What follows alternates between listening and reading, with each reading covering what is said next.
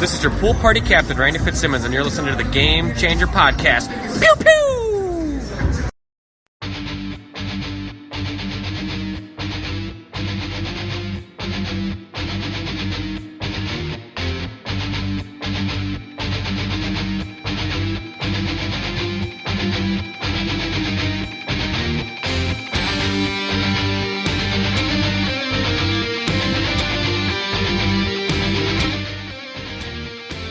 Ladies and gentlemen, introducing Nate the Great!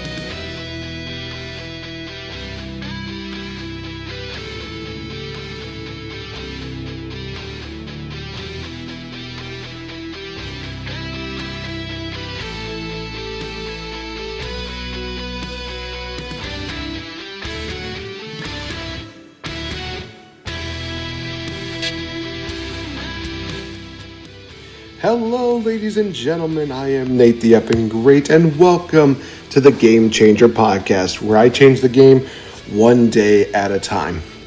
Now, on this episode, I'm actually going to be talking about a few different series that actually appeared on Disney Plus that, honestly, bit of a spoiler, I've enjoyed them. Disney Plus has definitely created a lot of content for fans and new subscribers alike to just come in and really get a feel for it.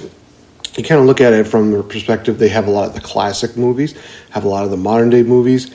Hell, they've even done situations where they've actually tried to bring, movies to the streaming service, whether they want to go to the theaters or not. And of course, there is that whole deal with Scarlett Johansson and Black Widow. Everybody knows about it at this point. I'm not going to go any further into it. But in all honesty, I've had a great time with my Disney Plus subscription, and it's been good. So I can definitely say I'm one of the more positive thinkers on it. So I will say this.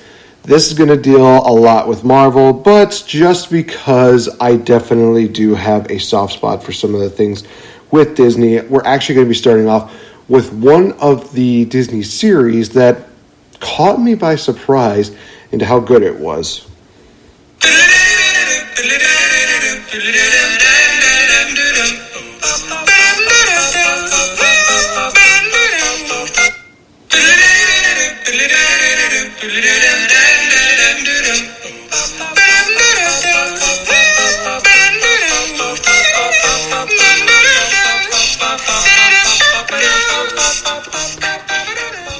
And I'm talking about Monsters at Work, the spin-off / sequel / in-between series that decided to really dig a little more deeper into the whole Monsters, Inc. deal. Honestly, it's kind of interesting considering the fact that the only monsters that you're really going to see are, a lot of them have been in the movie, and let's kind of talk about it a little bit. It tells the story about Tyler Tuskman, who would graduate from Monster University as a scarer, but then when he comes in, he's told that he's no longer going to be a scarer, but he's going to be working with a different part of the company as a member of MIFT, which basically is the maintenance / janitorial kind of deal in Monsters Incorporated. But the thing about it is that he also wants to work on the scare floor, which is now the laugh floor. So he has to learn to be a jokester instead of a, scarer, which he's taken the classes, which is hosted by Mike Wazowski, voiced by the returning Billy Crystal. And we also get some scenes with Sully turned by John Goodman. Honestly, guys, I thought that was really cool that they have some of the original character voices in here instead of just having kind of knockoffs that kind of sound like them. So it was really cool to hear John Goodman and Billy Crystal back in the roles again. I mean, Cecilia, she's back, voiced by Jennifer Tilly as well. So it's really cool to hear a lot of these familiar voices that you've kind of grown up with in the Monsters, Inc. universe of sorts, I would say. I'm still waiting for us to get that Monsters, Inc. sequel, by the way, which I think would be amazing. But this was definitely something that, as a fan, it held me over. It definitely does show Tyler wanting to be more of a jokester than a mifter, as they like to say. Every single time I say that word mifter, it just sounds completely dirty. But it's not, ladies and gentlemen. It is not. Some of the hijinks that they've done is fixing the doors. They've actually gone into one of the doors and they actually bring the abominable snowman back into the fray. They've also had one where they've had little kids that are looking to be, jokesters and try to grow up and be a part of Monsters Incorporated, get involved with this as well. A lot of crazy, wild adventures. And yes, I am going to be going into the spoilers with this, so I do apologize for those that have not seen it. But also, it's on Disney Plus, so definitely I still recommend watching it. It does end in a way that you would almost expect it to end, but still in a kind of endearing kind of way. And what I mean by that is the fact that it ends with Tyler having the opportunity and being told you're ready to be a jokester, and he kind of doesn't want to do it unless, some members of his team are a part of it. And in the end, the people that he worked with in MIFT are the ones who are his big supporters. And I think that's really cool to see that. Even one of the characters who is basically trying to be the head of MIFT, and he's trying to be the boss, and he's basically saying, don't be going for my positions. So he basically says, you're not a bad guy. Good luck. Just don't screw it up too bad.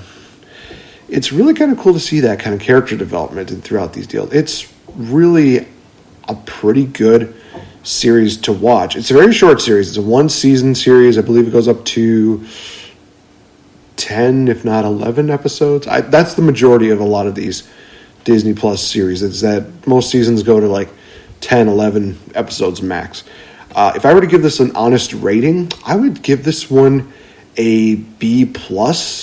It's fun to watch. Whether you're a kid or an adult, you kind of enjoy it a bit. I definitely do think the kids may have more of a like to it than the adults would, but I think anybody who saw the original Monsters, Inc. will still have enough enjoyment out of it. You'll see a lot of, some of the classic jokes. You'll see the wild antics that some of these monsters get into, some of the kind of filling in the gaps that they have between going from being scarers to jokesters.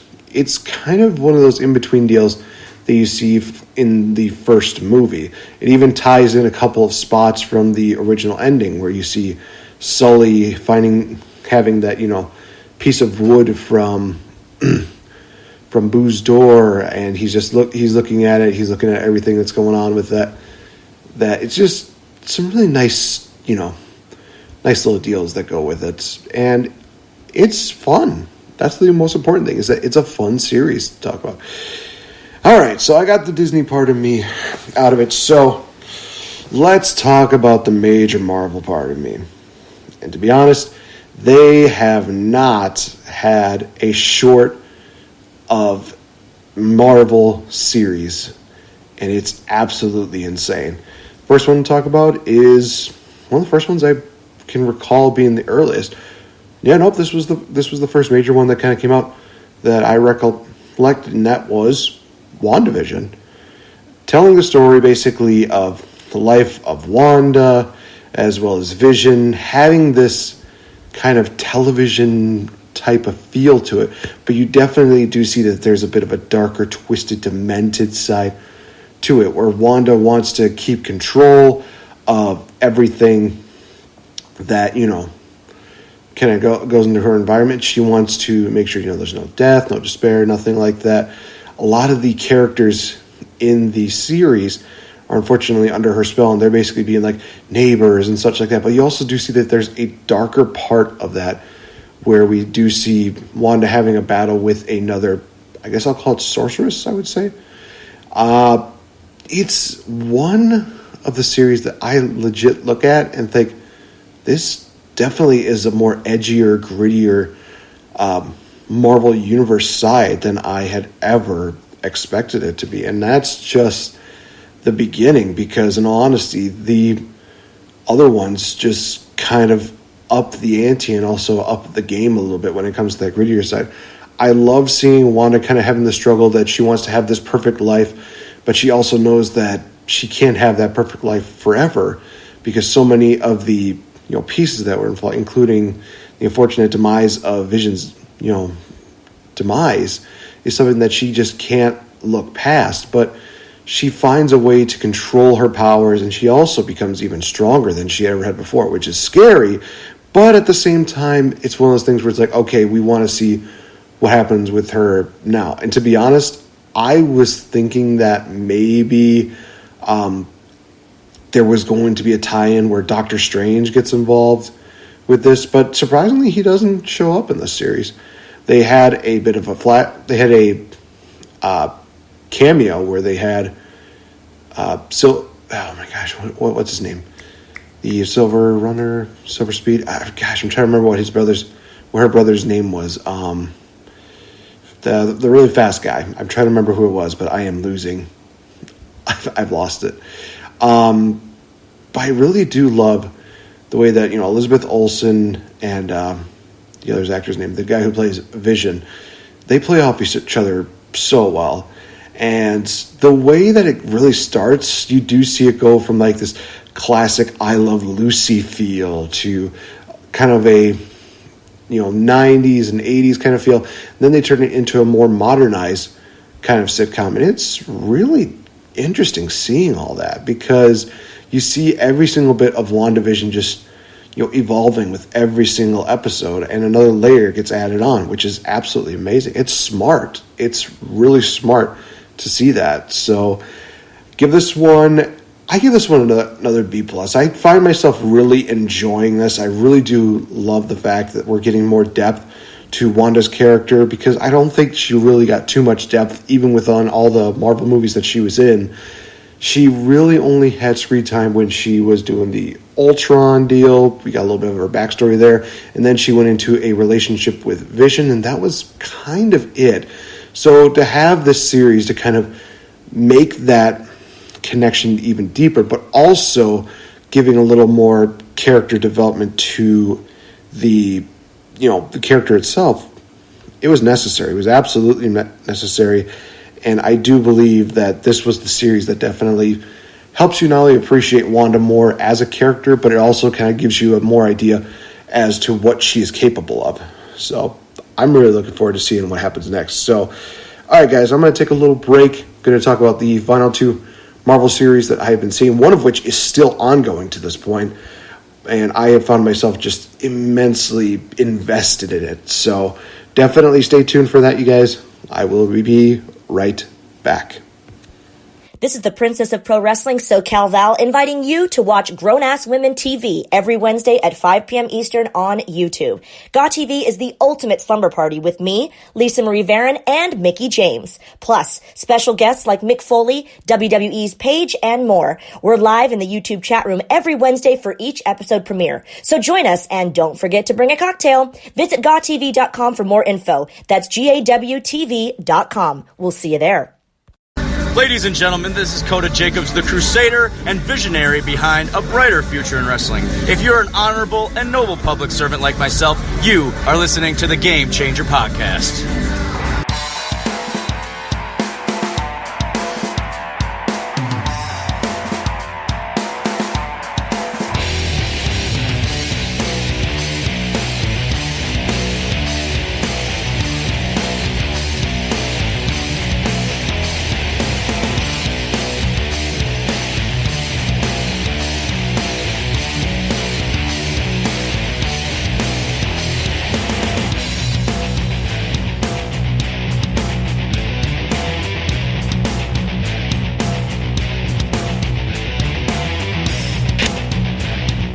Welcome back, ladies and gentlemen, to the Game Changer Podcast. I am your host, NateFNGreat, talking about some series from the Disney Plus multiverse. And in all honesty, that's kind of the best way to introduce the next series that I'm going to be talking about, that being Low-Key. This is one of those series that really boggles the mind quite a bit, because you do see a lot of the talks of time travel. You also see them going from a bit of like a multiverse to a multiverse kind of deal to it. It's one of those things where you see what happens when Loki disappears with the Tesseract in the Avengers Endgame movie. They go on to explain about how, the Avengers, they were supposed to do all those deals where they went back in time, and that they went to get the Infinity Stones, and how, if something, goes awry and it doesn't go in the timeline, then most of those, what they called variants, would be eliminated, which, ironically enough, I will point this out, this is the only time I'll get political. It's really funny how it takes the Low-Key series to mention the word variants, and then we've also got all these random variants for COVID-19. I find it to be funny. It's like you're basing it off of the Disney deal here, and there are some variants that are weak, there are some variants that are strong. That is kind of what it is for this series, because Low-Key is helping this time travel police squad basically take care of these variants, and he also wants to find a way to live in a timeline all his own. And I will say this, that some of the things that really catch me about this is that they definitely mention that, with every single power that they have, it makes it seem like, the Infinity Stones are just meh. Which I will say is really funny, because they actually did have like a drawer of all the Infinity Stones on them. It's like, oh yeah, we get these like every other week. It's like, you gotta be kidding me. Loki is literally just blown away at the fact that there's a power that is more immense and more just incredible than the Infinity Stones, which, I'm not gonna lie, I was blown away by that too. It was something that I was not expecting, but at the same time, you have to know that with, one great power, there's always going to be a greater, more powerful power. I know that doesn't make too much sense, but sue me. We see Loki have a bit of a relationship with a variant, which I know a lot of people are basically saying, is that like incest, or is that like, some weird kind of deal where it's, I don't think too much about it. It's just one of those things where it's like, different timelines, sure they're named the same, but I don't think too, highly on that. It just gets weird when I think too much about stuff like that. All it is just a variant and a variant looking for the same goal, but they also have a romantic link. Whatever. So they do see this kind of evolution of how Loki wants to, like he said, he wants to find, the timekeepers. He wants to, talk to them about creating, a separate timeline for them, but he also wants to experience their power as well. So we get a little bit of that. We get so much into this. And this series features, of course, Tom Hiddleston as Loki. We also get Owen Wilson in this. Of all people, Owen Wilson, who people have just memed for years with his classic, wow, wow, wow, wow. The classic Owen Wilson deal. It is just amazing seeing these characters again, develop, but also you just see how this whole time travel deal works and how these, alternate dimensions work. They even had an episode where you saw all these different Lokis. You had like a kid Loki, an elderly Loki. You even had a gator Loki, which, in all honesty, why Disney just decides to make all of these random animals just so gosh darn cute is just mind-boggling to me. But I also know that Suicide Squad's tried to do the same thing with King Shark, and it's the most scary and terrifying thing I think I've seen on my screen ever. But that's a different talk for a different time. I will definitely say this. I was very invested with how much development that they gave Tom Hiddleston's Loki and how much time they put into the Time Variance Alliance. I want to say that it was the TVA. It's really interesting just seeing how they expand this universe of Marvel, and they created something absolutely amazing like this. And that's why I'm giving this one an A-. It's one of those series that definitely does leave you thinking after every single episode, which it should. And a lot of these other series, they do have episodes where they do that. But I feel like with every episode with Loki, every single episode, you are left thinking, okay, what's next? How else can they expand this universe some more? It's just insane. Also, they had an episode that was in Oshkosh, Wisconsin. That's always cool. That is always cool to see. All right, the final Marvel series that I will talk about here is going to be the ongoing series that is happening right now, and that is the What If series. Basically, they have a series in which you take one small thing in that timeline and you change something about it. You change one thing in that and you just see this widespread deal of so many things happening where timelines are changed and you see all these characters change. You see so many of these different things happening in the series, and it's just absolutely one of the things that I love about this, because it leaves me not only wanting to see more, but it also begs the question, what if you do see these things happening? What if you do see, I'll give like one example. They had one where it was, where you had T'Challa as Star-Lord. They had one where they had zombies involved in this. They had one where the majority of the Avengers, the original Avengers, are killed off. And they're done so well. Every single one of these episodes that I've seen, I've been interested and I've been invested within the first, I would say, 5 to 10 minutes.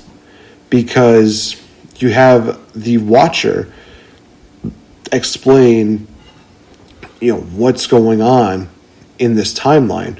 What happens if you take a hero and you replace it with somebody else, which is the first episode. You had, instead of Steve Rogers being the hero, you had Agent Carter be the hero. She became the, she became the, one that was going to be like the Captain America. But, of course, they had to change the name. But you see how it just completely changed. In all honesty, had they had Agent Carter in that role where Steve Rogers was the sidekick and she was the main lead, can you imagine just the amount of publicity that they could have gotten from that? Just thinking about that within like the early stages of that. If Stan Lee were to do that as the the original comic, and then maybe later on you have Steve Rogers do it, man, that would just be amazing. Because you think of like even some of the things that would happen if you change the comics, in their current day, it would just be insane. So many people's brains would probably not be able to handle it. So I think it's probably a good thing that they just decided to release the series now. That way, nobody's going to be like, brain exploding, that kind of deal. But it's an ongoing series that I just continue to enjoy because of the fact that all of these what-if scenarios, and you're going through the entirety of it, it's not just one of like little snippets of being like, oh, only this would change, only this would change. No. Like one of my favorites of that is the T'Challa Star-Lord one, because you see how people not only see Star-Lord in a different light, but you also see how T'Challa, being taken from Wakanda, he basically is using more of the power of a good argument, which he has as a line in this episode. He basically is just using his mind and using the power of a good argument to bring a lot of peace to the universe. It's crazy. You just see everything that goes down, and seeing Thanos in like a casual kind of deal instead of him being the Titan, the one who's just destroying everything. Just, it's weird, but it's also just absolutely amazing at the same time, because you definitely do see Thanos in a different limelight. Seeing Nebula not looking so much like a machine, she looks more like an actual, I'm going to say being. I don't want to say human being. I want to say like actual person, instead of just being an absolute robot. Hearing that and seeing her, her with hair, oh my gosh, that just threw me for a loop.